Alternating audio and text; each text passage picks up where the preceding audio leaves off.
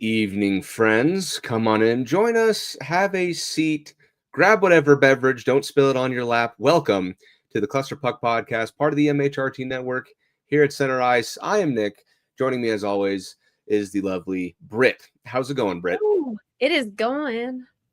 Good. It suddenly became winter here, so I've gone from complaining about being hot to complaining about being cold.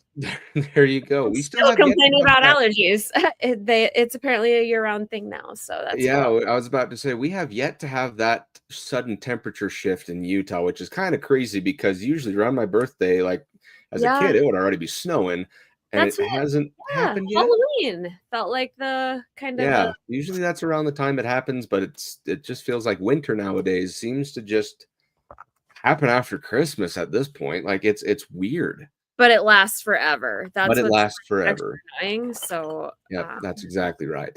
Don't know what to put on it, but I'm bracing for it, and hopefully at least by the time we put Christmas decorations up or something, we'll have it'll snow come or to cold. You're like, I don't need a coat, and you're going to be outside for an extended period of time. That's when it'll arrive. That's when it'll happen. Yep, that's exactly right. Okay, well, before we begin, don't forget everyone to like and subscribe. Follow the MHRT Network so you can get notified when shows like the Cluster Puck Podcast go live. You can do so on the various social media platforms of your choosing. And if you want to follow us, we ask that you do so at the Cluster Puck Podcast on Facebook and at Cluster Puck Avs on Twitter, Instagram, and Threads. With that being said, Britt, there was one game that happened this last week, but it does kind of feed into a couple of different directions. So let's go ahead and talk about that first before we go on to some off ice or even away from team things that occurred. So the one game that occurred this last week was in fact the one against the New York Islanders, in which the Colorado Avalanche did win that game with a final score of 4-1. It wasn't always that, like, don't let the score fool you. No, the score was definitely not indicative of the tenseness or closeness of the game, essentially up until the last minute or so. Yeah, absolutely. In fact, it was the Islanders scored a pretty early one, and it took the Avs until the second period to actually not only tie and then go ahead, but just to get any momentum going in the first place. Like it was outrageous. The game itself, I guess let's just go right into that then, Britt. The game itself, toward the end at least, I didn't even care about the final score. I wanted to see people start headhunting.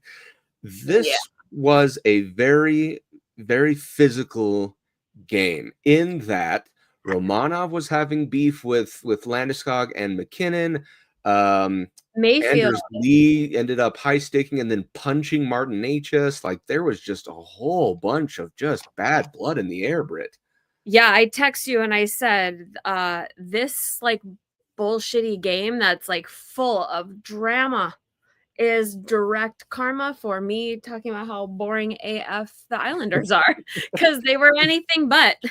Yep. And I believe you said out of 69,000 tries, one game would be the one where they end up just losing their cool. And this, I think this was the one, Britt, because it was not pretty, especially that back half. After the Avalanche kind of scored their second goal, it just went downhill fast. I don't know what happened, but something snapped in that Islanders organization, as well as the Avalanche, I guess. And it was just testing patience. There were some fights that were happening. I know Manson got in a tilt.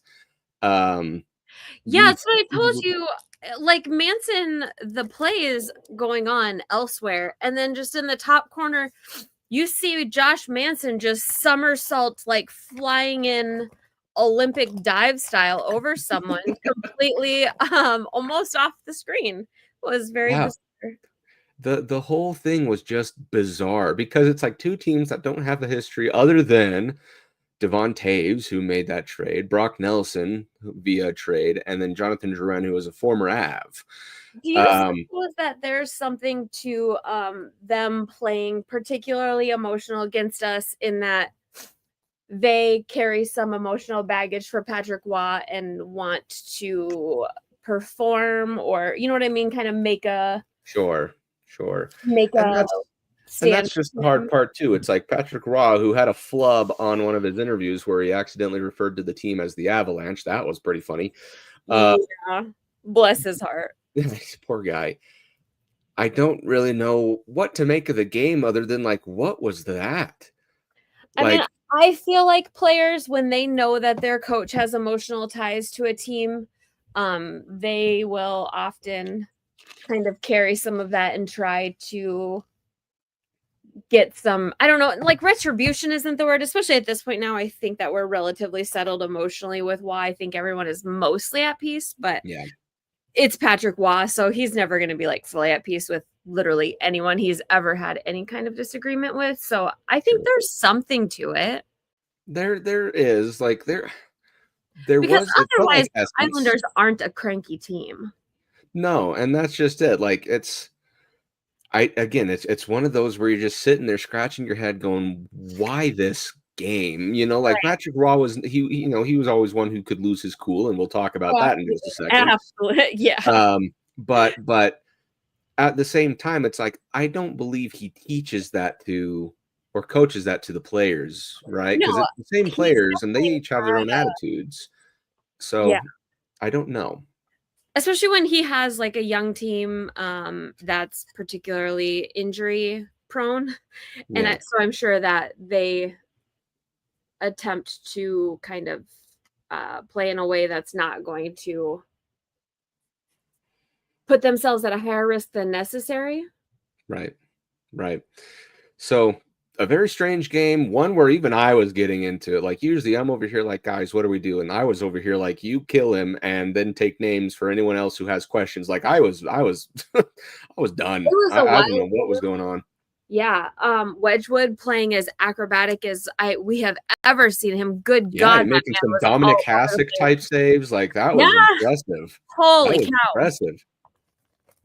So another good problem to have is like we talked about last week, the 2 goalie problem, right? Yeah. He seems to still be the hot hand, you know, like continues to really be the number one as far as vibes and statistics go, you know? Yeah. So if it ain't broke, don't fix it. So yeah. I would like to believe that this game here against the Rangers tonight, which we'll talk about here in a little bit, I'd like to believe he's probably the one in net. I actually haven't checked that yet, so before I say anything. But yeah, this game against the Islanders was one where I just sit there going, what are we doing? Like, what is this? Very odd. Weird stuff.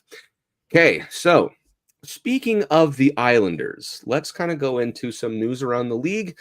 The Islanders and the Dallas Stars had a game right after they played the Avalanche. Yeah. During which a former Av of Mikko Rantanen. One that we just can't get enough of talking about. One that's just ever since that trade has been nothing but on the headlines, every single news article. I don't know if we talked about him this much when he was on the team. Felt like it, honestly. Well, anyways, it was 30 seconds left in the game, I think. The game seemed to be out of reach per se, for the Islanders, I mean. And they're chasing the puck, both teams, Mikko Rantanen and Romanov particularly, to which Mikko Rantanen checks Romanov downward and boards him. And it was a very dangerous collision with the boards in that type of a connection, Brit, has paralyzed people in the past. And that's the important thing to know is like when you're coming this way, if I were to kind of visualize it and your head's coming down and then buckles upward, that's the neck, that's the spine. It was a boneheaded move by Mikko Rantanen. I'll be the first to admit that. And Romanov is extremely fortunate that didn't get a lot worse than it was, you know. Britt, I don't know if you're with me. So I'm not able to hear you yet. So we'll just go ahead and keep going. That being said, as we were talking about with Patrick Roy, immediately under review, they give him the boot. Speaking of the boot, there went Britt. they give Mikko Rantanen it's 30 seconds left. Again, that's the hard part. It's like you just had to play clean, play not dumb for 30 seconds. But he didn't. The penalty was committed. The contact was had. The play was made. Like, just all around bad decisions, bad outcomes, right? And as Mikko Rantanen is leaving, Dallas is interesting in that where they have the bench, both benches, and in order for Dallas to leave, it goes literally right between both benches.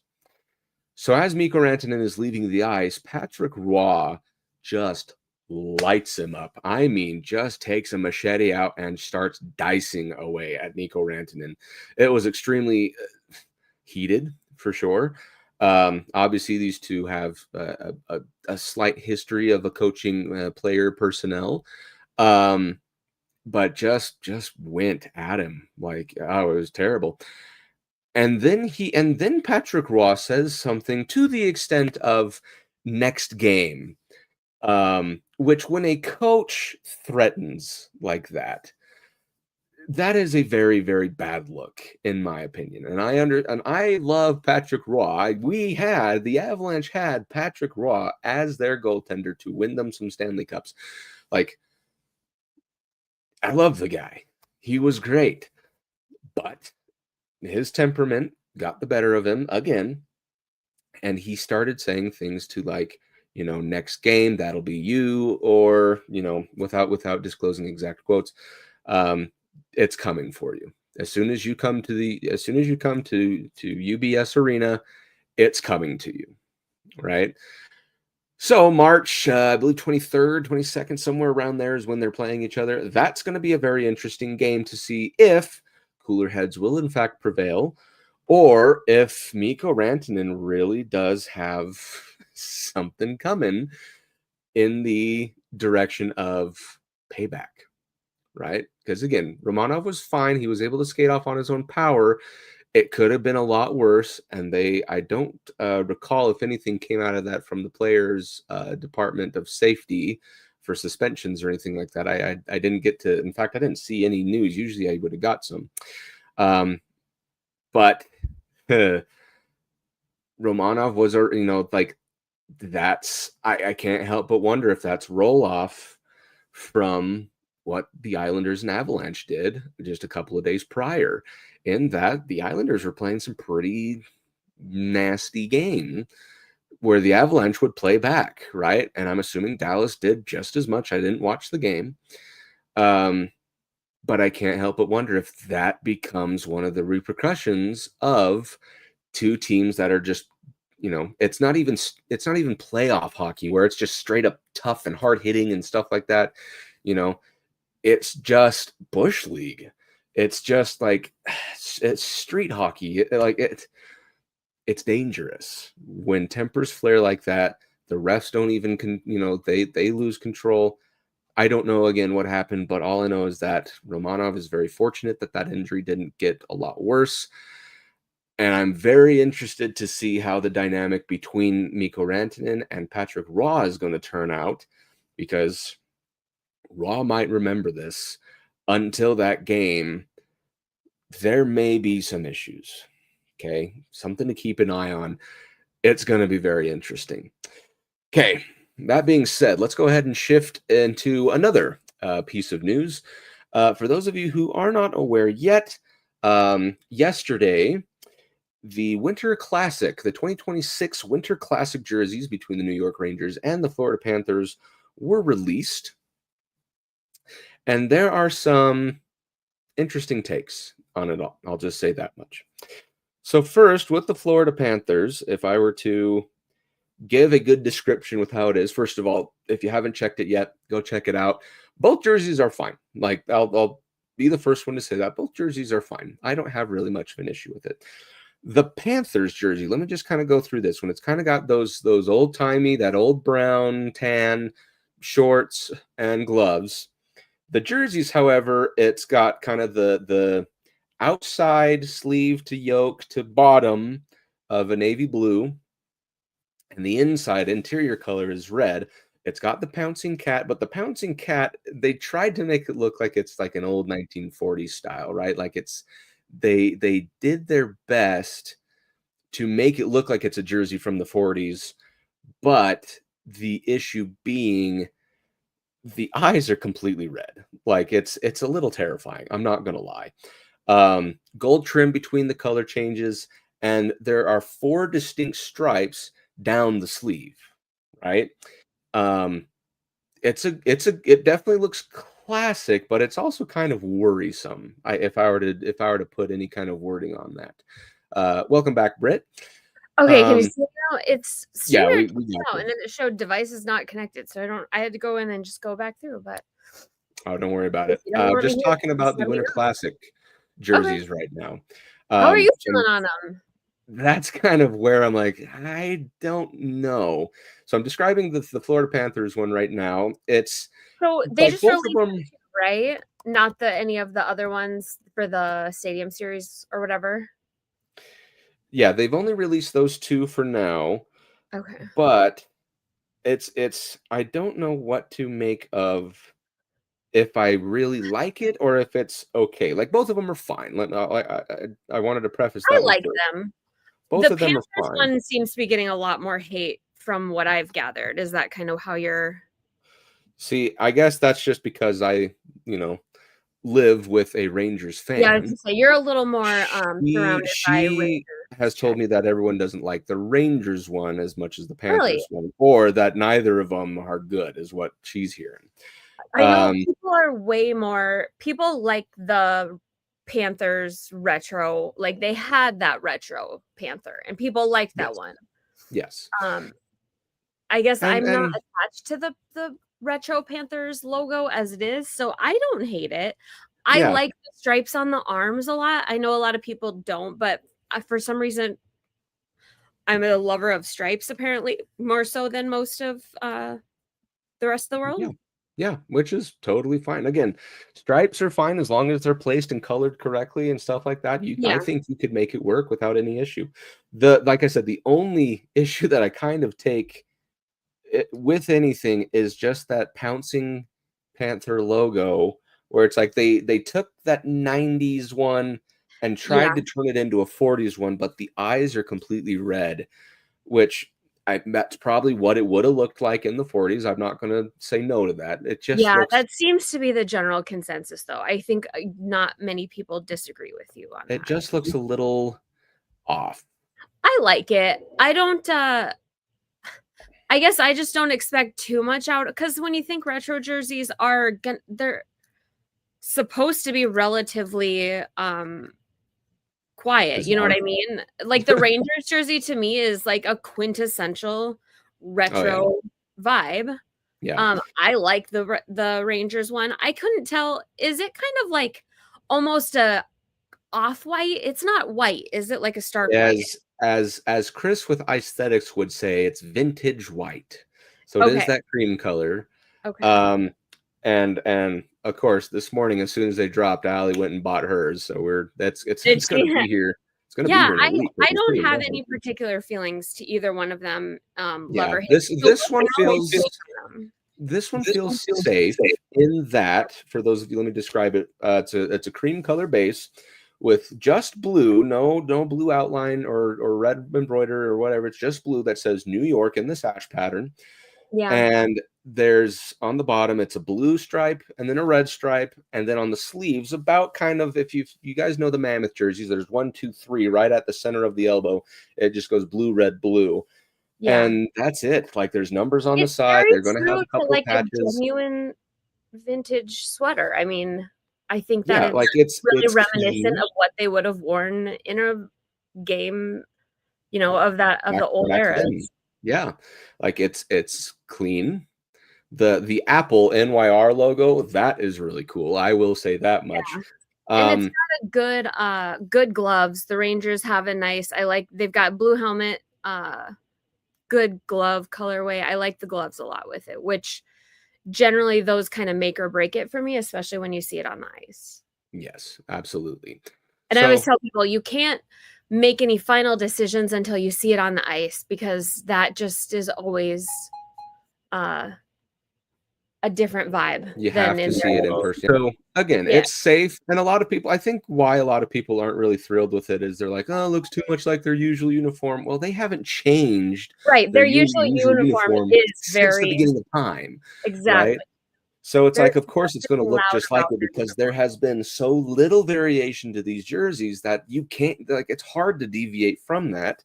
Plus, it's a winter classic jersey. It is supposed Yeah. to look like how it looked back then. It's not Stadium Series where it's trying to go with this future abstract Right. concept. It's supposed to And it be old seems like time.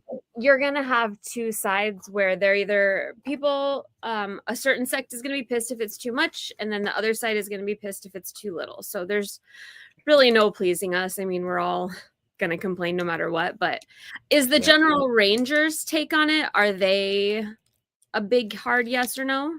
I mean, any Rangers fan, just like, a true and tried Rangers fan, will buy it just because it's theirs, Yeah. right? So naturally, I would say yes, Okay. and it would make sense. It's their team, it's their jersey. I'd do the same thing even if the Oh, Avs for jersey sure. was terrible. You know what I mean? Like, Yeah. so I'd like to believe that most Rangers fans are fine with it, and they're used to things like that. Every single one of their jerseys, I'm pretty sure Allie has like every single one that has ever been produced. There's just really nowhere for them to deviate terribly That's far. exactly right. It's like they all have that, they all end up looking the same, whether it's the sash design or the shield or the Statue of Liberty. That's kind of it, you Right. know? And they weren't So disrespectful in any way. I don't think yeah, that they really like it's a clean jersey, it's a clean concept. So again, it's fine. And we're just yeah. gonna have to see what it looks like out on the ice, so long as the ice is not a pool in the Yeah. Florida weather. That's gonna be So interesting. weird. Isn't It's gonna be it a so dome though that they can close? Like I just don't understand it. I am going to be very interested with if this is going to be a domed Minute Maid Park or Because to me a that just means like shitty views in a normal NHL game. yeah, or not Minute Maid. What's the name of their stadium? I I can't. don't know. Anyways, it's hockey outdoors in Florida, and so I'm going to be extremely interested to see how they keep the ice cool because it's hard to have a Winter Classic being an outdoor game if you're closing a dome. You know what I mean? Like, I don't know. Anyways, And speaking of, they hopefully will do okay because they have the next outdoor game is against yeah, Dallas. With Dallas. they've announced that one already, so I'm Yeah. sure at some point they got to announce next year's Yep. as well within a pretty reasonable amount of time. Yeah. Anyways, speaking of the New York Rangers, let's go ahead and switch gears. That is, in fact, the game that is going to be going on here in about a half an hour, a little over that. So we're going to go ahead and jump into the upcoming games, and then obviously we'll go into our hockey hits of the week.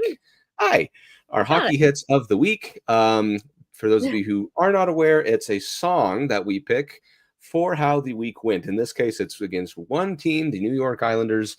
So we'll go ahead and give our thoughts. We put it onto a Spotify playlist, and if you're ever feeling bad, you can always think about a certain particular week that you enjoyed or didn't enjoy and go and rage in whichever way you wish. So that being said, this one is, so the game tonight, I should say, is against the New York Rangers.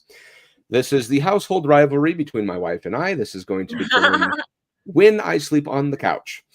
So that being said, the Rangers, Brit, cannot win at Madison Square Garden, but they can sure win everywhere else. It's a very weird phenomena that the Rangers are going through right now. Weird.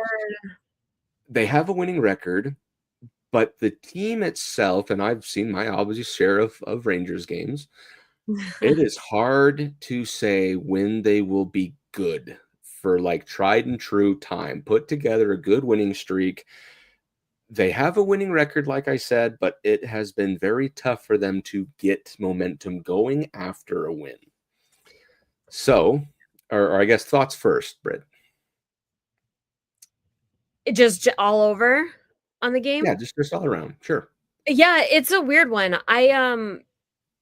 I feel like this is one of those games that I can't make any bold predictions or any thoughts because I was telling you right before we got on, I keep saying we're due for a thumping, but I feel like we could get out there and absolutely just wreck them, or they might come out and give us that game that I've been dreading, that's to come. So, especially with the schedule that we've had, I mean, 3 days off, one game, 3 days off, that's what we just had, right? And it's been a weird schedule, and it might be one we're either going to be nice and well rested or rusty. Yeah, it could be. And that does kind of lead me into one of the overall points I wanted to make throughout this entire podcast, hence why the name of this podcast is called Blood in the Water, is that it's times like these, Brit, where, like we talked about last week, we're waiting for this other shoe to drop. Not necessarily in this case with a particular player, like with what we were talking about, Scott Wedgwood, but with the team's momentum overall. I'd like to point out a couple of things really fast, because right now we're on a 6-game winning streak, and we've only lost 1 game in regulation. Okay, keep this in mind. The year we won the Cup, we lost 7. So this is after a win streak. These are all after win streaks. We lost 7 out of 8. Okay. Then the following year, we lost 6 out of 7. Then the following year, we lost 7 out of 10. And then the following year, we had 2 instances where we lost 5 out of the last 6, right? Mm-hmm. These all came after game win streaks of 6 or more. Yeah. Okay. So, or shortly after, I should say. So my worry is that blood has already been in the water for the Avalanche when they're winning these games, getting points in all of them at least, and then they just take this nosedive, right? We've been in first place for 6 weeks, or since the start of the season, I should say. That's my fear. Do I want it to happen? Obviously not. Yeah. But that's my fear, is that blood has already been in the water, and we're due for this exact same repeating spiral of losing, X out of our last X plus 1. You know what I mean? That's my fear, and I worry that tonight might be that night. Yeah, especially now that, I wouldn't be surprised. Yes. Especially because everybody's talking about us, so everybody is waiting for the Avs to kind of have a low point so that they can go back to not giving us any credit. Yep. And being in first place all this time, you have a giant target on your backs. Everyone's talking about the Avs being the favorite again. You're the bar for a lot of teams. Like, there's a lot riding on when you're in first place like this, right?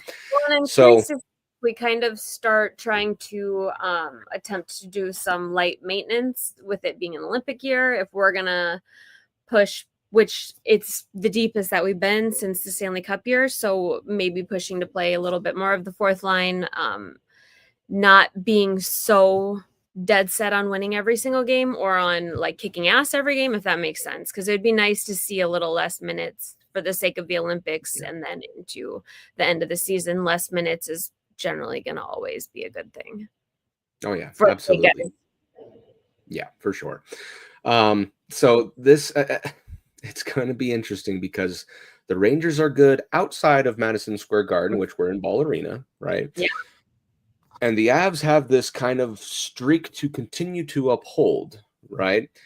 My worry is that if a streak does come crashing down, it crashes down pretty hard for the Avs, where they then struggle to get things off the ground. And I don't want that to happen, especially when there's a game like this one where on paper you are better than the Rangers. You have the firepower. Goaltending is going to be a question mark because Shesterkin is Shesterkin, right? Yeah.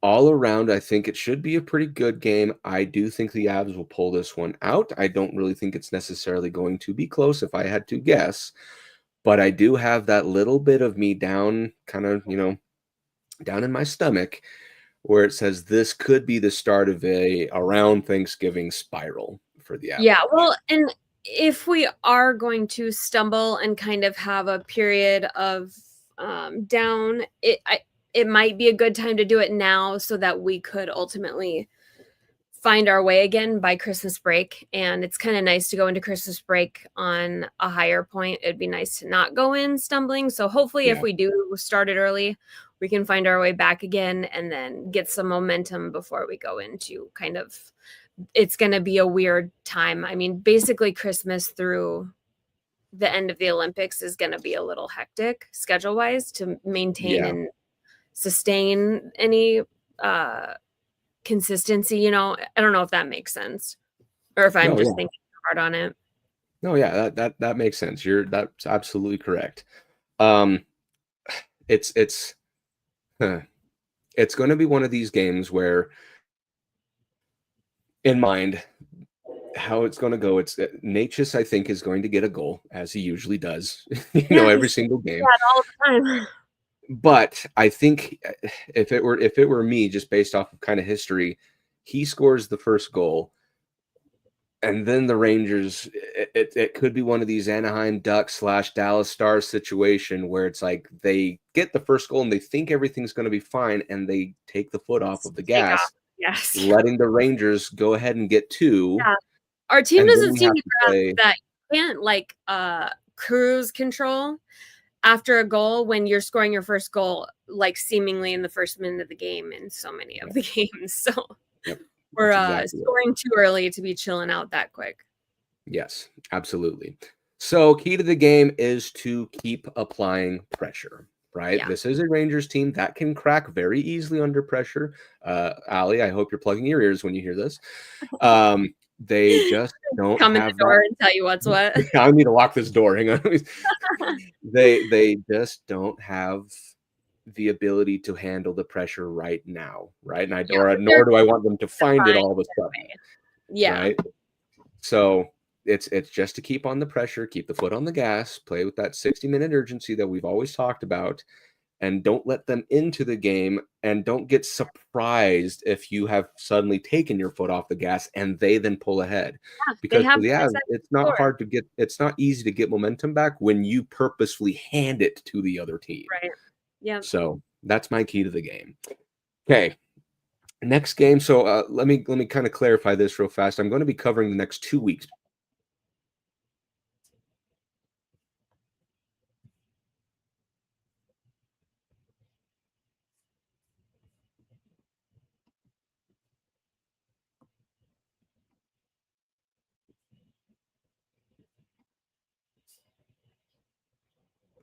Because obviously next week is Thanksgiving. We are in a unique situation in that the Predators are still bottom feeders of the league. And this game is in Nashville, so it's going to be one of these question marks of it should be easy, right? Right. Yeah. Which in turn means that for the Avs, it's not easy. It's never going to be easy, nor will it.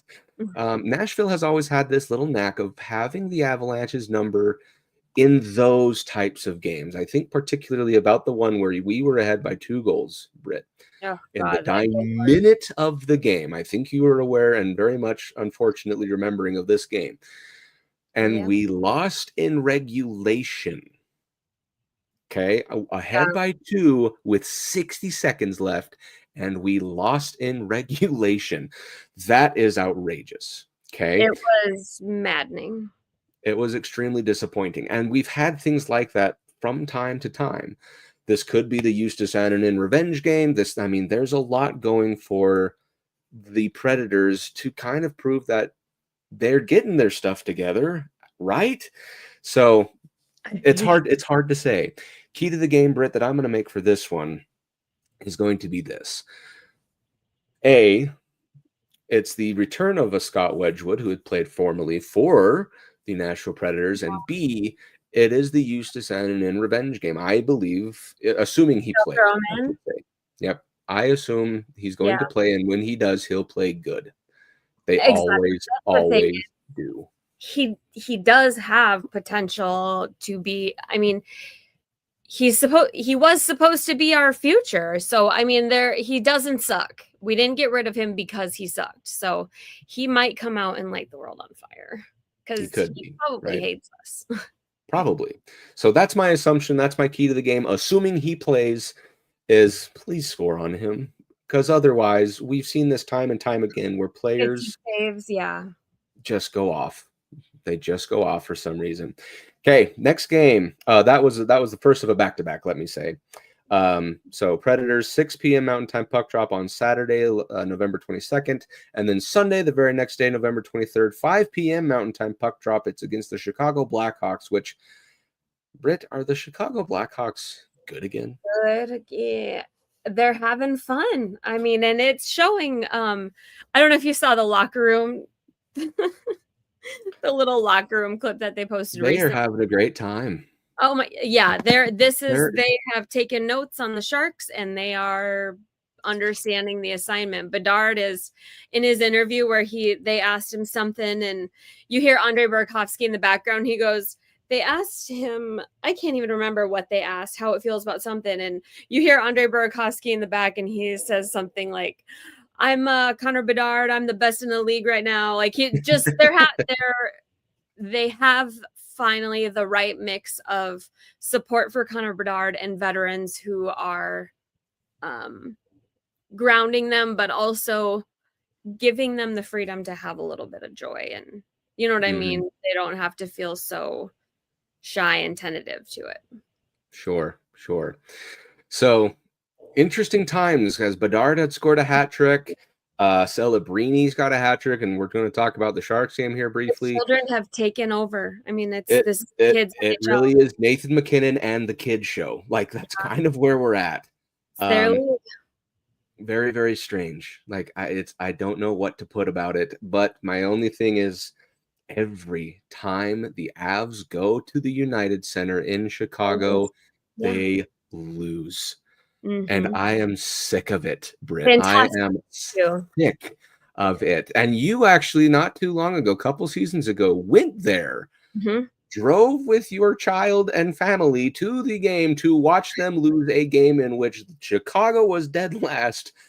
Yeah, it was at the basement bottom, like for the Blackhawks at the worst of the worst, and they beat us. And I have no faith in our ability to womp on them. So just coming out with a tight win would be plenty. And that's exactly my key to the game, Britt. I don't care how, I don't care when, I don't care how many teeth you lose. Win. Yeah. By whatever means necessary. I don't care if you need a Ouija board to do it. Just freaking win.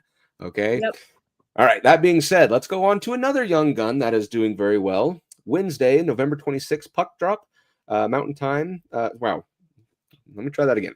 November 26th,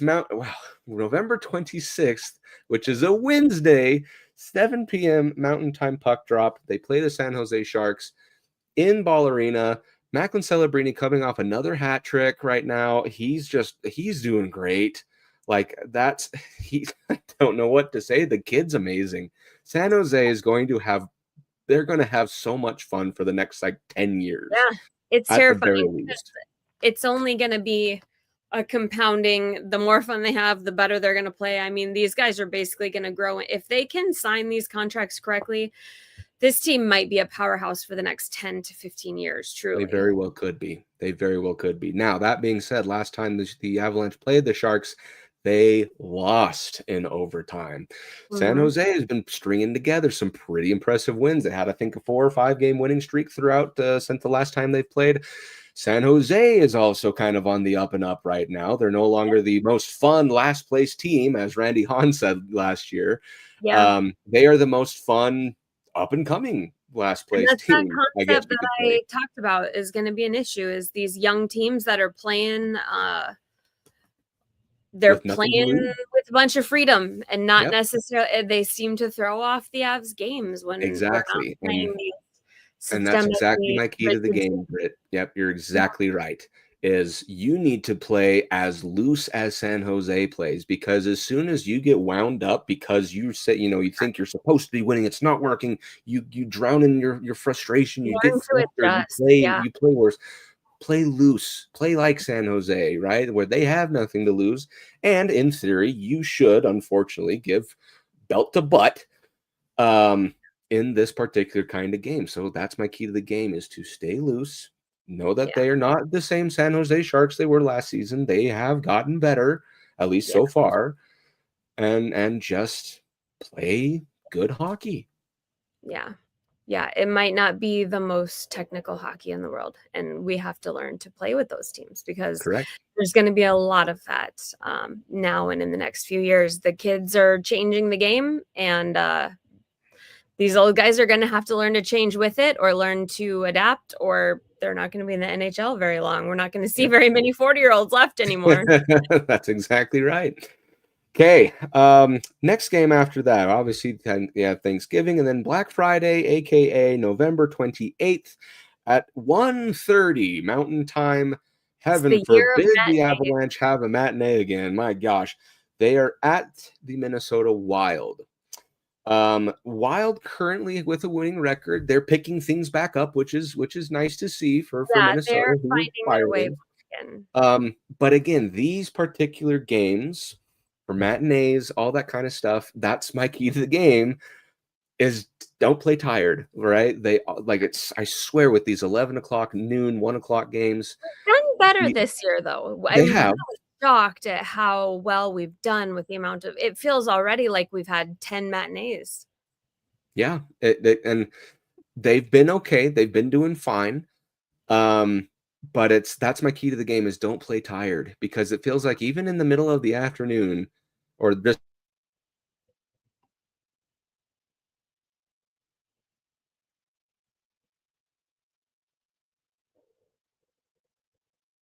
afternoon, I should say, they just play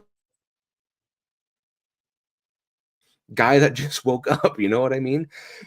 And playing the Wild, they are a physical team, right? They always have been a physical team, right?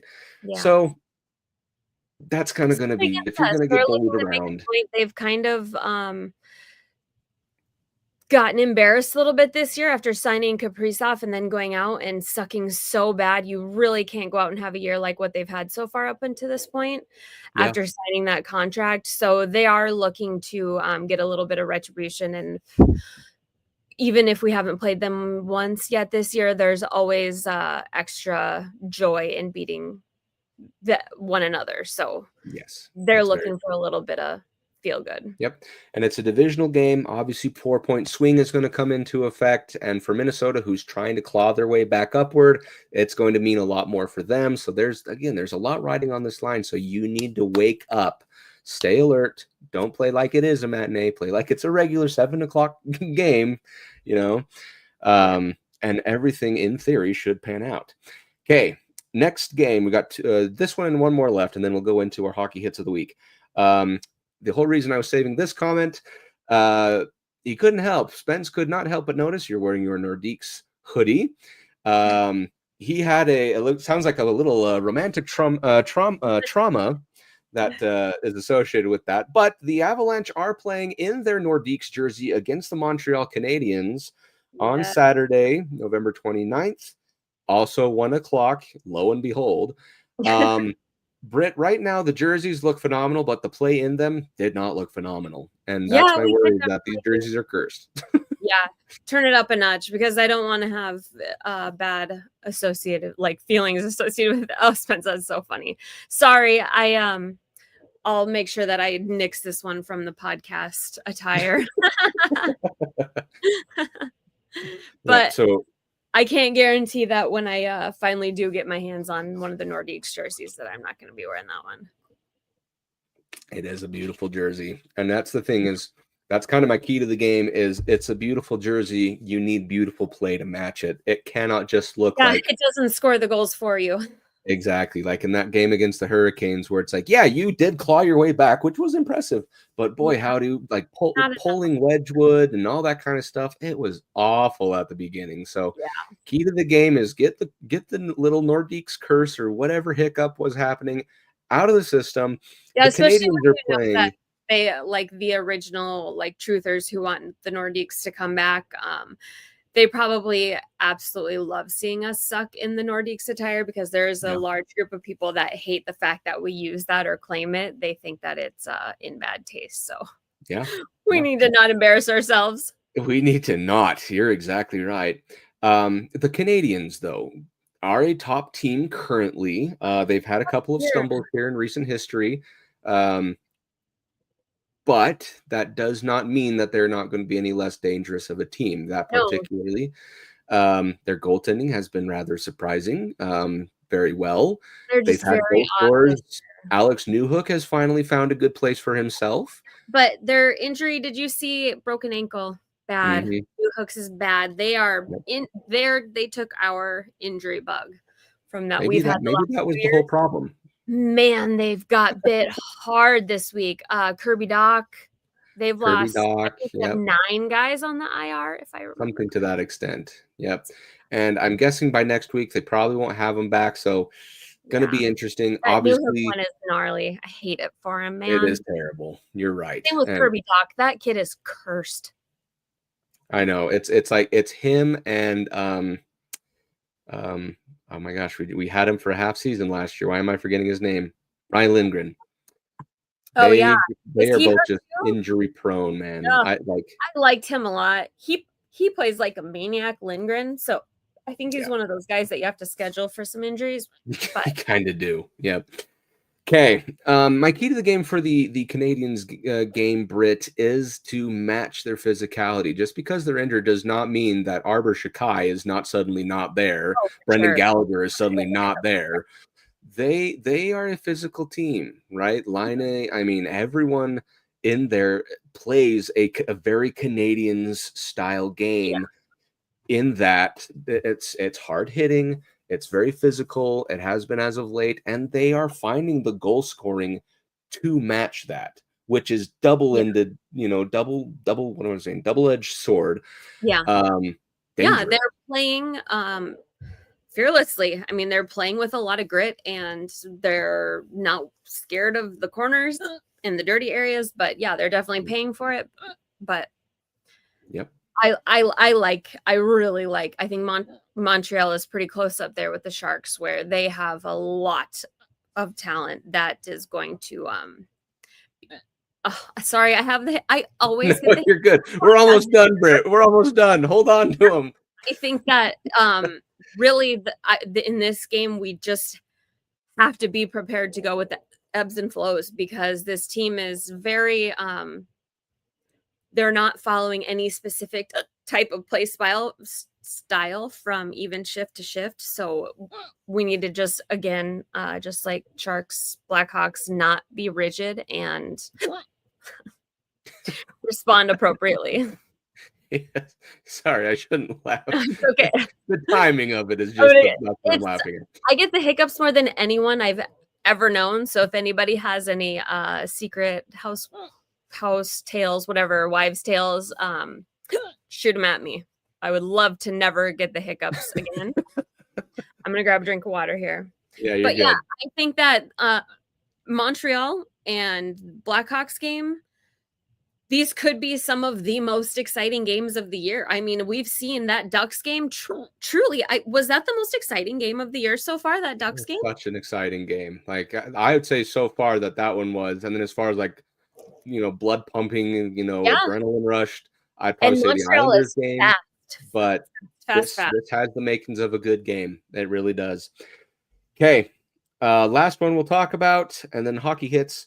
The Vancouver Canucks. They come into town on December 2nd, 7 p.m. Mountain Time puck drop. This is a Canucks team that you did beat, though needlessly went into overtime. So that's my key to the game, Britt, is how to beat them, right? You had the lead 3 times in the last game, and you let it slip away. They're trying to find their footing. Let's not be the team that gives it. Every week when we do our previews, we keep having teams that I say, this team is struggling. They're trying to find themselves. And I've just realized, I came to the conclusion that the NHL is kind of a mess. Like, everything below the top 10 is there's a lot of struggling going on, a lot of identity crises. And Vancouver is certainly one of them. Demko continues with his relentless injury prone, up and down play. I mean, if that guy could be healthy, they may have won a couple cups by now, but his struggles alone have crippled the team, not to even take into consideration their locker room struggles. They fight themselves as much as anyone fights them. Yeah. So, yeah, Vancouver at the end of the day, they know where their identity is supposed to be. They're not necessarily a terrible team. It's just getting to their play that they know they can achieve. Does that make sense? Yeah, and getting rid of JT Miller was supposed to be the toxicity leaving the room, but really it wasn't all JT Miller. Yeah. Which I'm not even sure if the Rangers are they in love with him? I mean, it certainly seems like it because he did get a rather good welcome back. And I was talking to Allie about this just yesterday. It feels like JT Miller has kind of been their clutch goal scorer as of late, at least the games that I've watched. Shootout wins or overtime wins or whatnot. He's kind of been that guy. Yeah. Do you suppose, at what point can it be declared a mistake to have gotten rid of him and kept what's his face, who's doing nothing? Absolutely. Pedersen and Brock Besser. Did they keep the wrong guy? It could be. Besser, how is he really? Did I hear he's the other 40-year-old? He's old. I didn't realize how old he was. I don't actually know how old he is, to be honest with you, but I thought with an 8-year deal, I don't think he'd be 40. Oh no, okay, so it wasn't him. One of the B boys. He's one of them. Oh, yeah. He's only 28. Okay. Yeah. Anyway, so yeah, for my key to the game against the three Pedersens and the rest of Vancouver, it's probably just going to be that is correcting your mistakes that you made against the Vancouver Canucks, which led you to needlessly get to overtime. Yeah. And it should be one of those: go out, play your style of hockey, and win. So that's my key to the game: is correcting your past mistakes. And who do we got to shut out, Nick? Who is the guy that's going to do everything for him? The Lord himself will. That's exactly right. I don't know. Yep. We're due for one, though. I'll tell you that much. Hopefully within the next 2 weeks, by the time we talk next, we'll have something.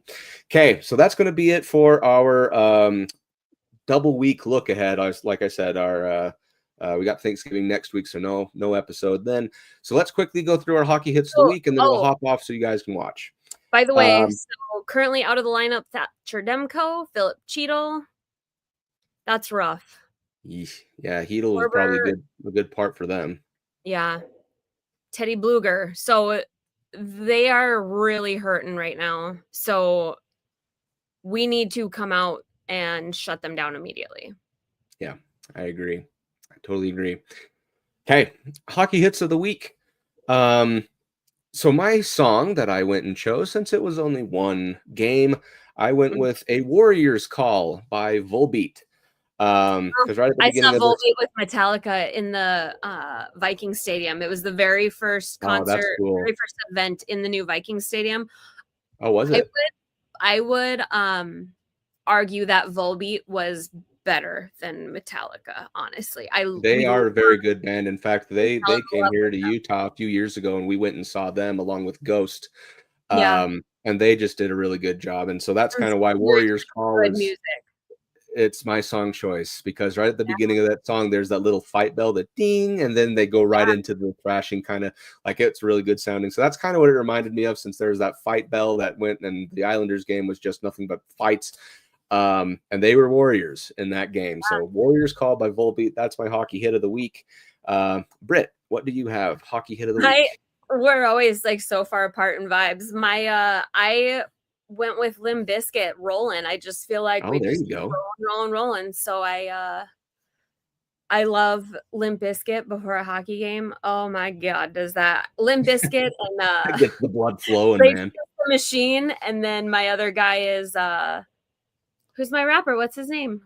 Oh my gosh, I'm having the biggest brain. Are you talking Mike Shinoda? No, Move B. Oh my gosh, it's my favorite. I'm not much of a rapper, Britt. I don't know what. Can't help you there. I cannot. Ludicrous. Oh my gosh. I don't know if I'm more disappointed that my brain blocked that out or that you weren't able to help me out there. So yeah, Luda. Oh, Yep. Nicholas, I gotta send Sorry, you. it's rap's not my Your genre. Rap Marvel and is country are the showing. two that I don't really know too much about. So No, if but you're going to throw no, something at me, just wait until after the podcast, okay? Limp Bizkit is always it's a vibe, and it's our vibe right now. We just keep rolling and feel like we're gonna run into a pylon here at some point, but not right now. There you go. Okay, so those are the hockey hits of the week. Again, we'll try and get that added to the playlist, and that'll probably take us all the way to the end of this episode. Britt, I don't know if you had anything else you wanted to add. No, got a game Okay. starting here. Go Avs, go! Let's do it. Okay. Thank you, everyone, for joining us on this episode of the Cluster Puck Podcast. Again, no episode next week because of Thanksgiving. But if you like what you saw, don't forget to like and subscribe. Follow the MHRT network so you can get notified when shows like the Cluster Puck Podcast go live. You can do so on the various social media platforms of your choosing. And if you want to follow us, we ask that you do so at the Cluster Puck Podcast on Facebook and at Cluster Puck Avs on Twitter, Instagram, and Threads. With that being said, it's husband and wife. Rangers and Avalanche. Who determines who sleeps where? It's going to be great. And we got a lot of good games coming up. So let's see if maybe we run the gauntlet. I'm going to just say it right now. As always, enjoy the game. Enjoy the weekend. Enjoy Thanksgiving. And as always, go Avs, go. Fast lane when I pass in the street. Bag of money in the passenger seat. Tempo's been asking for me on the road from the west to the east. Way up, I might never come down, cause the coast's racking up the flight miles. So high, I might never come down, so what, this is my lifestyle.